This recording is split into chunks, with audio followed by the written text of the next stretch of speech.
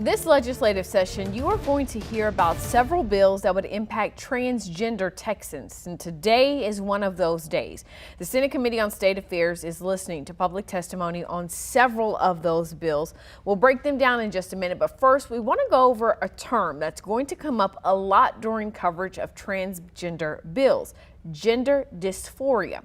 Now, according to the American Psychiatric Association, some people who are transgender will experience gender dysphoria, which refers to psychological distress that results from an incongruence between one's sex assigned at birth and one's gender identity.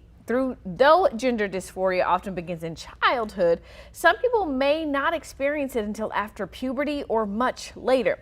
Now, the American Psychiatric Association is the main professional organization of psychiatrists in the United States and the biggest psychiatric organization in the world.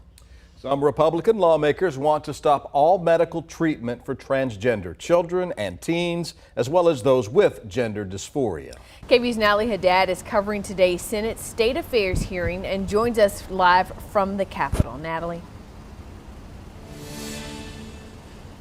Hi, Ashley. Hi, Brian. Lieutenant Governor Dan Patrick made this a priority for the Senate this session. Senate bills 14, 162, 250, and 1029 all center around transgender health care and who can no longer receive it and who can no longer provide it. And those who are testifying in support or opposition of these bills today in the Senate committee, well, they came from all across the state and in some instances even outside of the state. So let's take a look at what each of these bills would do. So Senate Bill 14 would ban medical treatment of transgender children and teens. This includes treatment for gender transitioning or gender reassignment, such as hormone blockers. It would also prohibit the use of public money or public assistance to provide these procedures and treatments. Then Senate Bill 162 would require doctors to put a sex on birth certificates unless a newborn is intersex.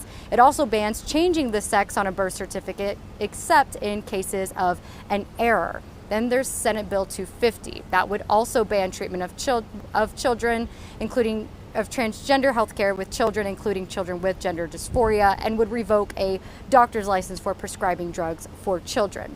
And Senate Bill 1029 allows people to sue health insurance companies for transgender treatment and bans government-funded insurances from covering trans treatment. Now, State Senator Donna Campbell, an emergency room doctor, she authored the first bill, Senate Bill 14.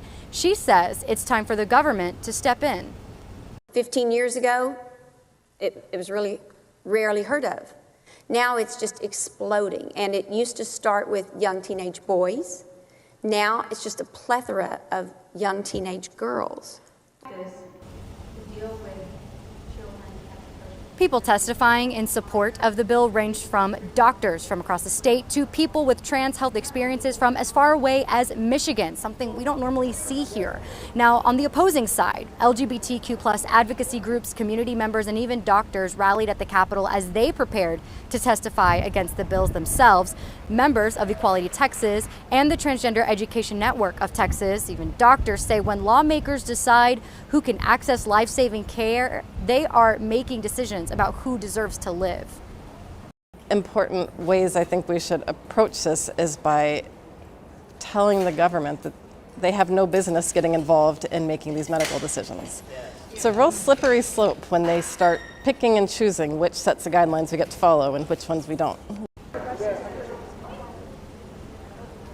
Senator Campbell's bill would not impact treatment for adults. It only applies to people younger than 18 years old. The bill would still allow conversion therapies and counseling. Now, much of the debate during the hearing, which is still ongoing, really focused on the age at which it would be appropriate to provide this sort of care, this transgender health care. And as mentioned, the hearing is still going now, and we'll provide updates as they come on KVUE.com. I'll send it back to you in studio, Ashley and Brian.